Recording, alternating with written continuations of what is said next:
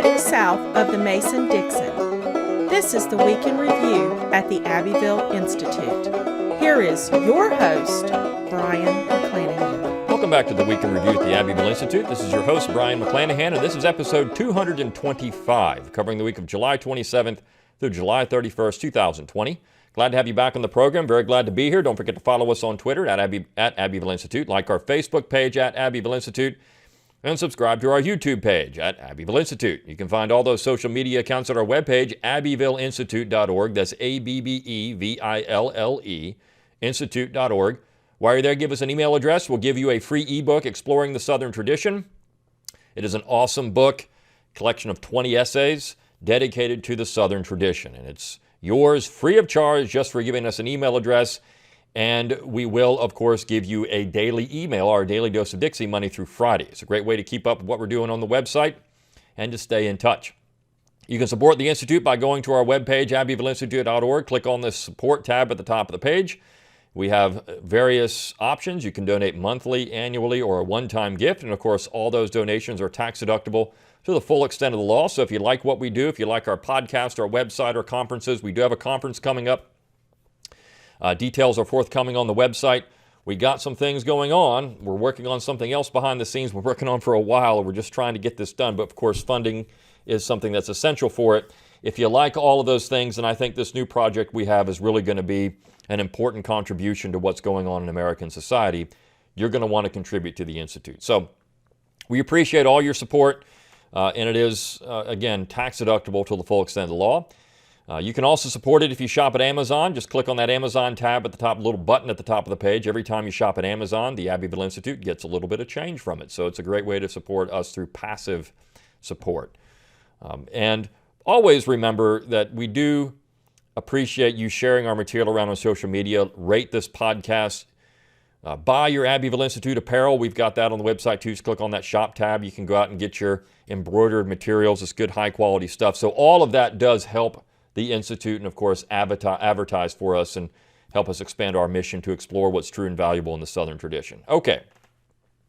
Well, let's talk about the week that was, and there's some interesting material on the website this week. One of the things we always do at the Institute, we don't want to just talk about politics and rant and rave about things that are going on. That is important. I mean, it's important to bring up discussions about what the other side is saying or what the other side is doing, but it's also important to reaffirm the beauty of Southern culture. And we have two pieces this week that do just that. And then we have a piece that's a Northern Studies piece, and I want to start with that. Sometimes we do these Northern Studies because it's not just about exploring what's in the Southern tradition. There's always the counterweight to that. You see, if somehow the war was about slavery, let's just take that position. If the war was all about slavery, then that would mean that there were two diametrically opposed republics, federal republics, or nation state on one side, federal republic, however you want to categorize it. One side's fighting to end slavery, one side's fighting to keep slavery. And we know in 1861 that wasn't the case at all. We know that if that's the case, if you use the argument that secession is treason, then that would mean there was one side, the North, that constantly advocated a position where independence was illegal, and the other side, the South, would always be in the position where independence, of course, was constitutional. We know that's not the case. We know that the North, for many years, advocated secession. So how is it in 1861 somehow secession is now treason? Well, of course, because they won the war. So we have all these interesting, gray areas, so to speak, in this big conflagration that took place in the 1860s that still impacts us today. It means, look at what's going on around the United States. We're still in 2020, people are still talking about Confederate monuments. I mean, the war is still that current. We're going through another Reconstruction. And that's an important thing to understand because you see, it's not really about the monuments at the end of the day. It's about reconstructing American society. And once the monuments are gone, as we've said many times, it's going to be something else. The protesters are showing their hand by not just taking down or attacking Confederate monuments. They want to take down an Emancipation Monument in Washington, D.C. that has Abraham Lincoln on it. They want to take down any vestige of traditional American society they can find Because you see, that's the real driving force behind all of this. When Barack Obama stood up in 2009 and said, we're going to continue the process of remaking America, this is what he was referring to. Nobody really blinked an eye at it at the time.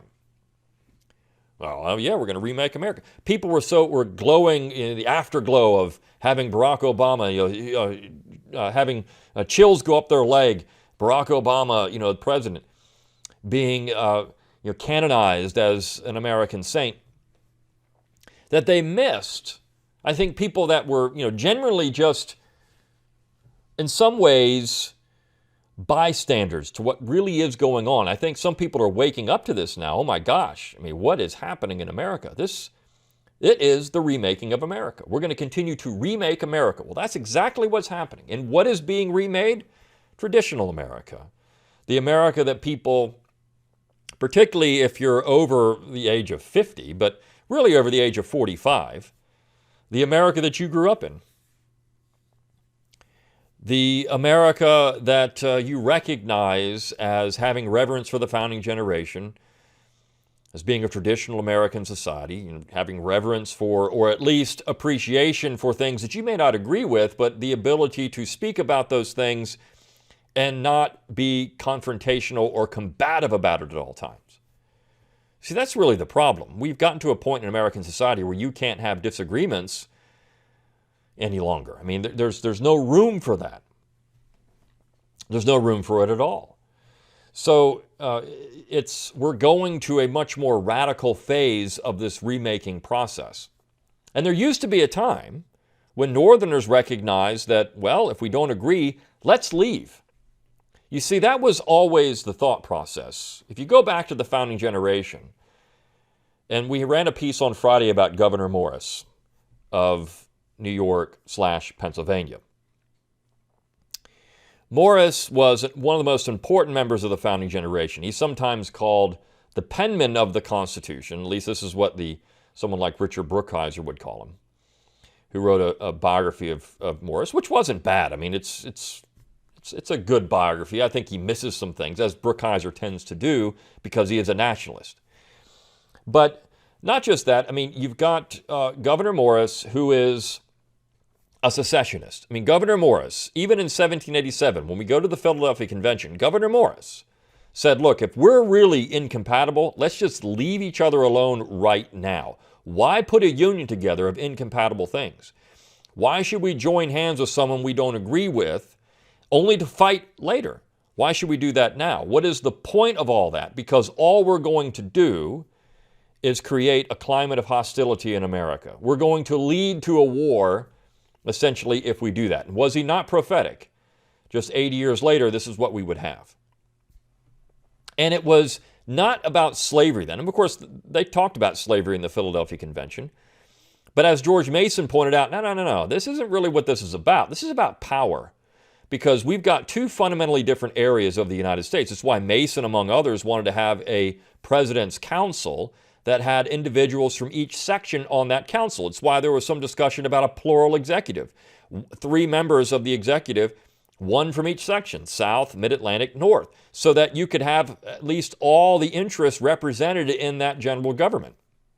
Because what they all feared was one section controlling the interests of the other. And so for the North, in 1812, this piece by Vito Musamelli is about Governor Morris in 1812. He was an ardent secessionist during the War of 1812. And what this is about is the impact the war was having on New England, the commercial impact. Now, you could say that even before that, 1808, with Jefferson's embargo and the discussion of secession at that point, the discussion of secession when Jefferson was up for election, there were people talking about it in 1800. Should we elect Aaron Burr because Jefferson is dangerous? And then if we do elect Jefferson, should we leave the Union? This is New England. This is the Essex Junto. 1803, same thing.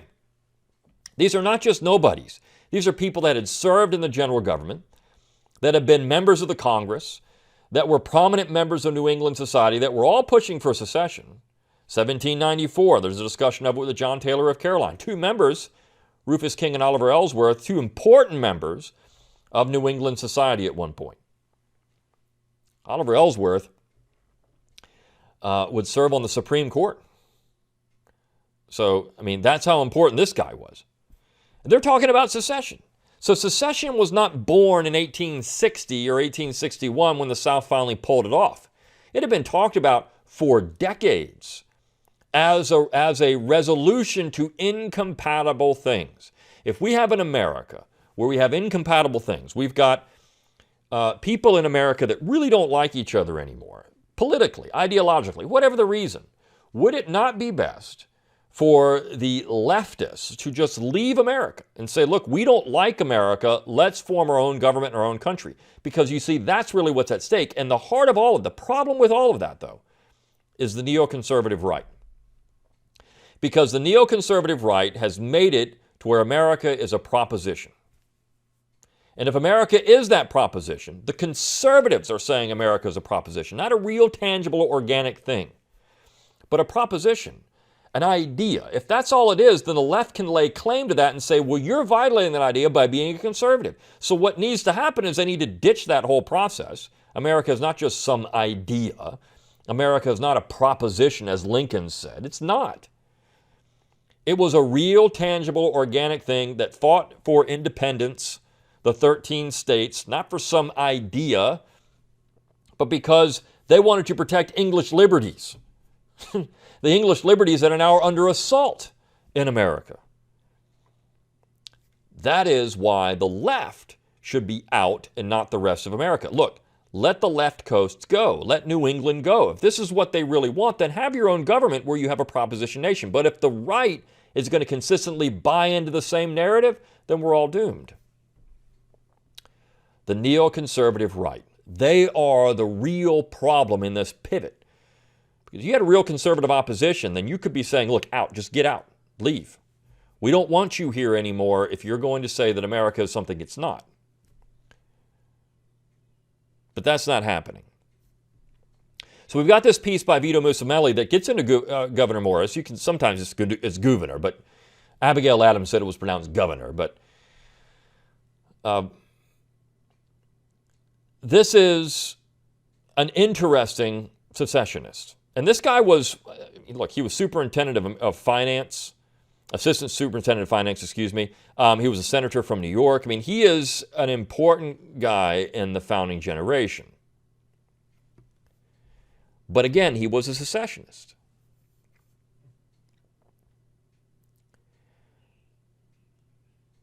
So,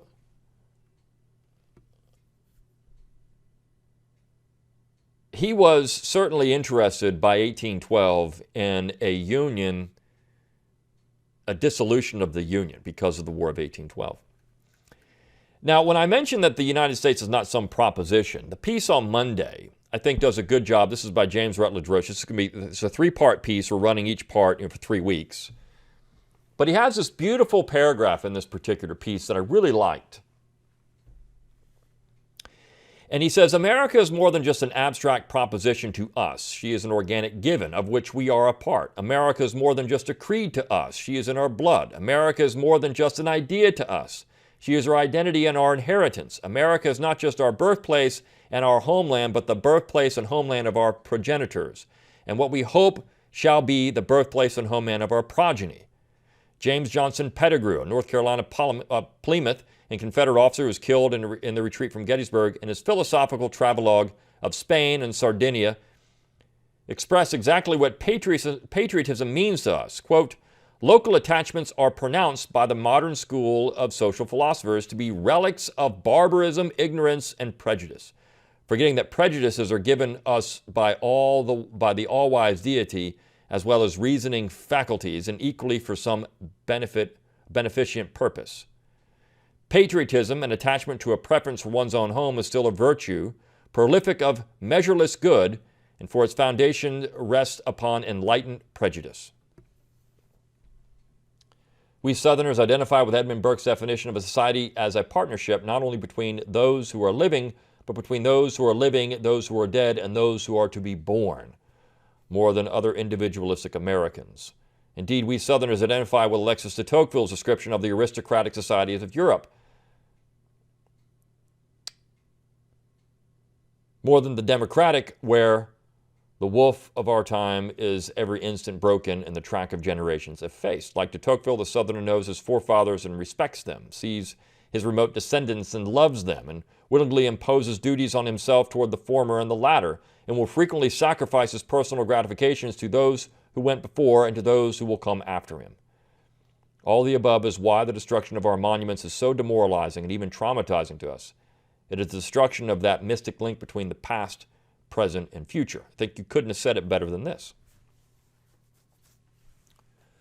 That mystic link between the past, present, and future. That's what these monuments represent. Not just, this is the memory of a people being destroyed.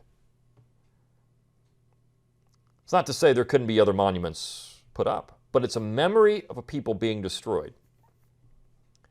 And it's why it's so traumatizing to people who really love these things. And of course, on the backside of that, the battle is then over memory.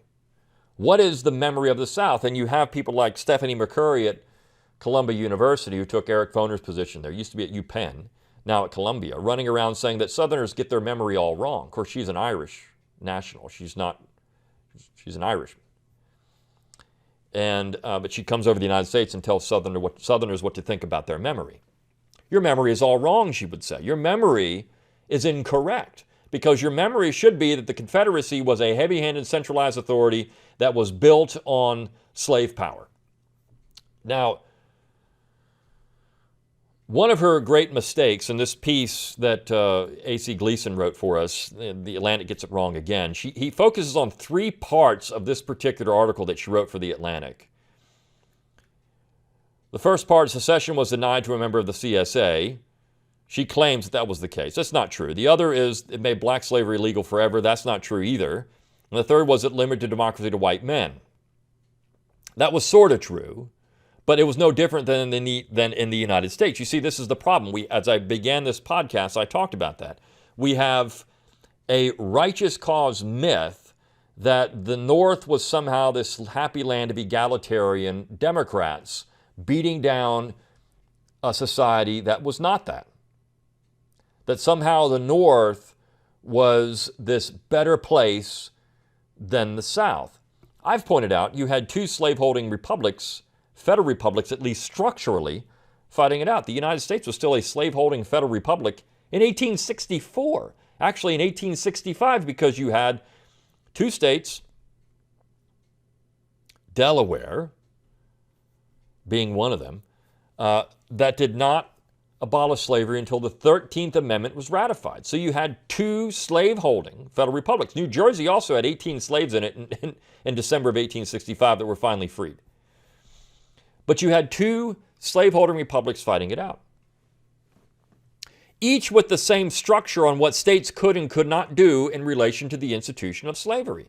This is where McCurry doesn't understand this. She really doesn't. I don't know if she goes around saying these things because she knows it's going to make an impact. If she fundamentally understands, she just lies, or if she doesn't fundamentally understand it.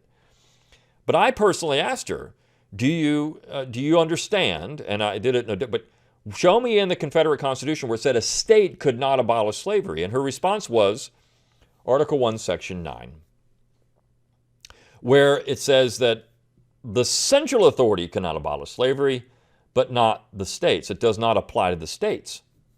And of course, people responded, well, I think the Supremacy Clause would take care of that. Well, did it take care of it in the U.S. Constitution? That's why we have the 13th Amendment, you see, because the Supremacy Clause didn't take care of it there.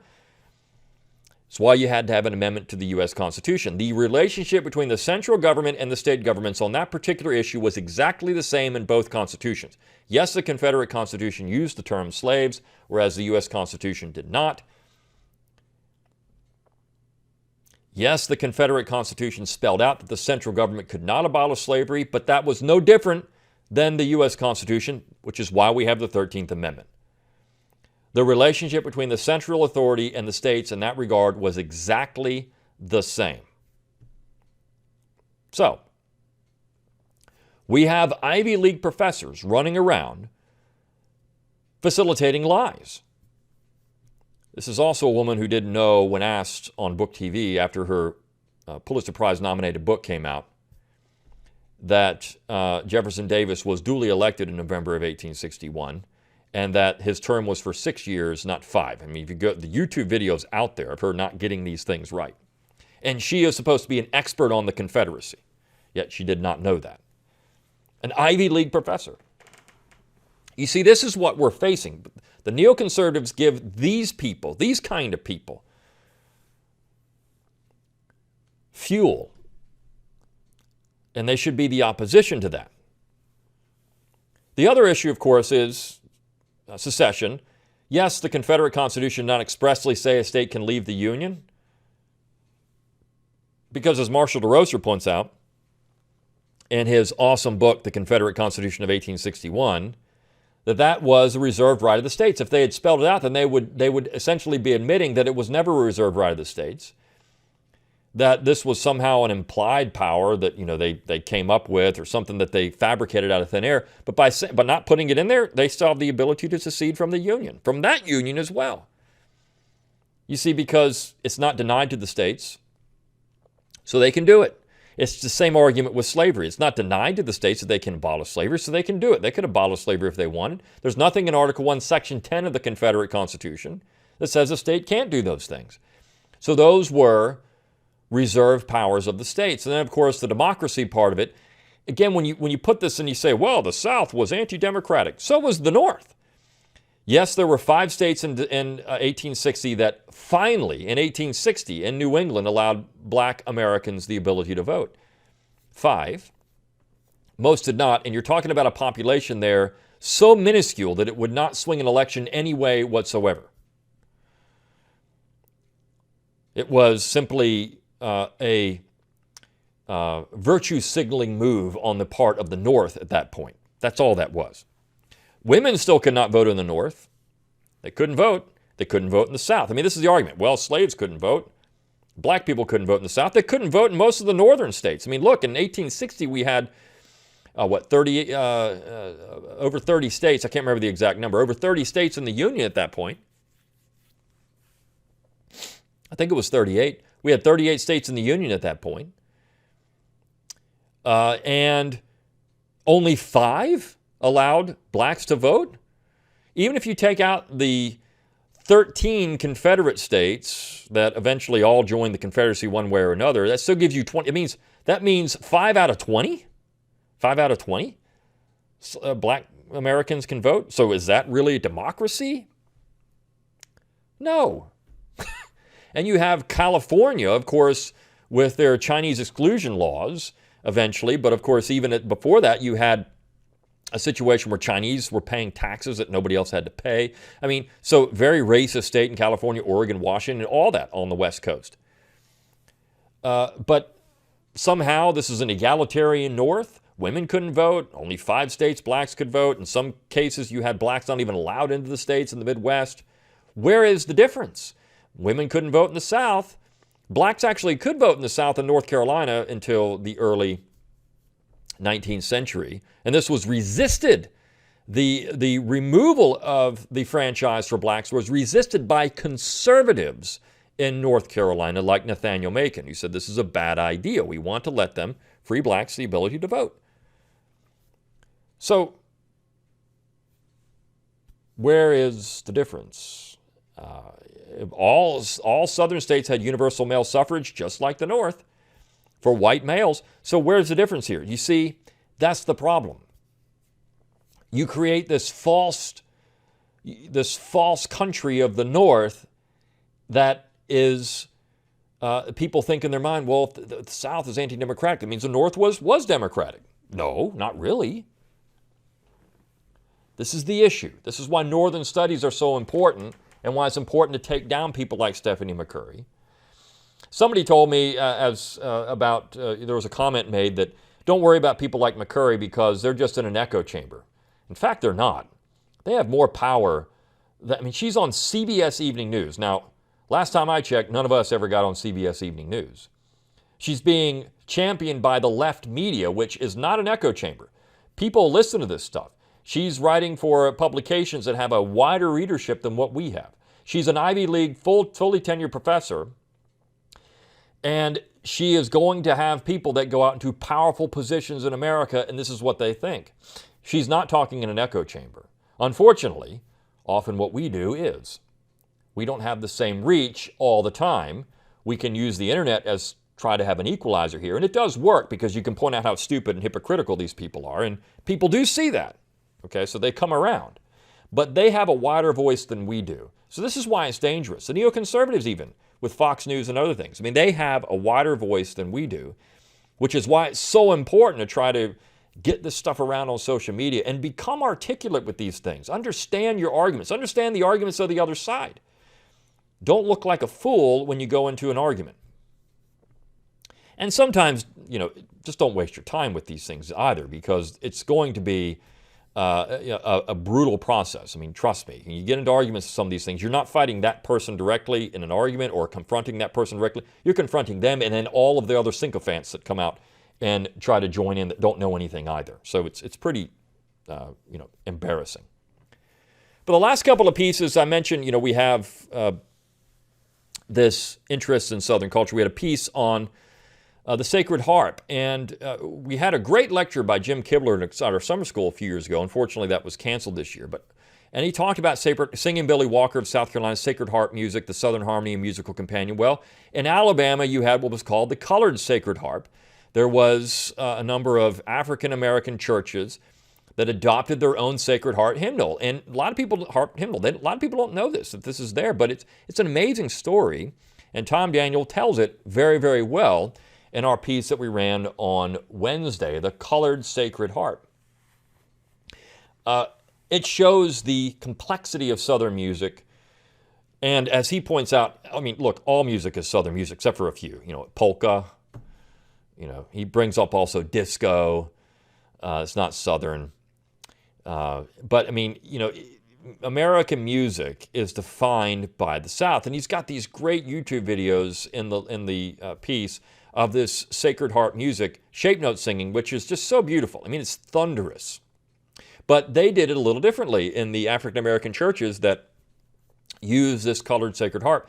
There was a little more improvising than what you would have in the traditional Sacred Harp shape note singing. So it's an interesting look at a component of Southern culture that's missed.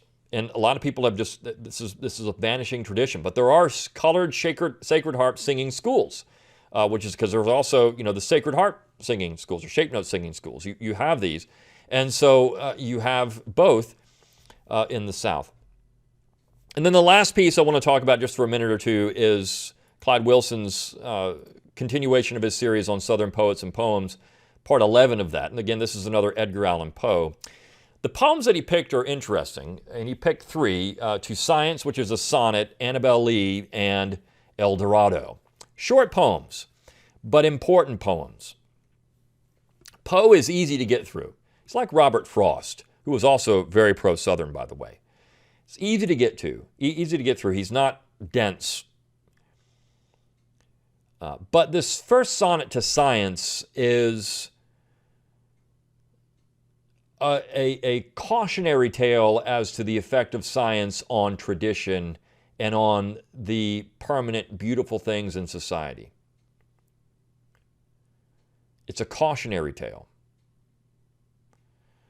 And I think that's what Poe was worried. He could see it. This is the agrarian tradition. He could see what was happening if we just embrace science wholesale and what it will do to the environment, nature, to what we consider to be the beautiful natural things in the world.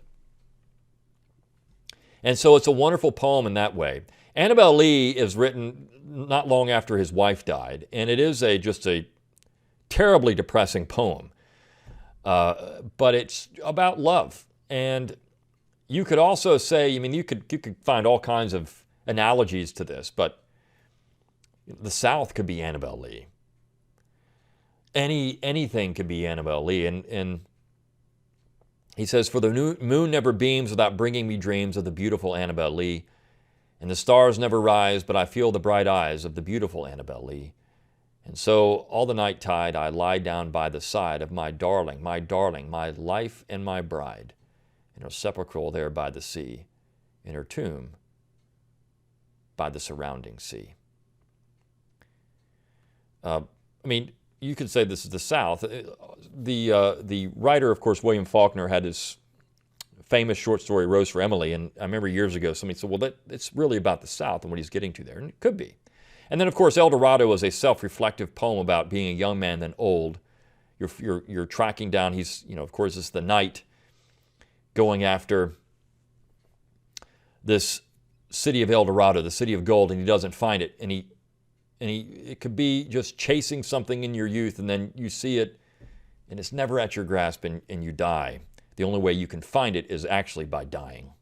So Poe is rather depressing. He wrote that poem late in life. I mean, he was almost dead at that point himself. But these are beautiful poems, and again, Poe is a full expression of the Southern tradition. He is a Southerner and a proud Southerner. He was often, quite open about that. All right, well, I hope you enjoyed this week in review at the Abbeville Institute. Until next time, good day.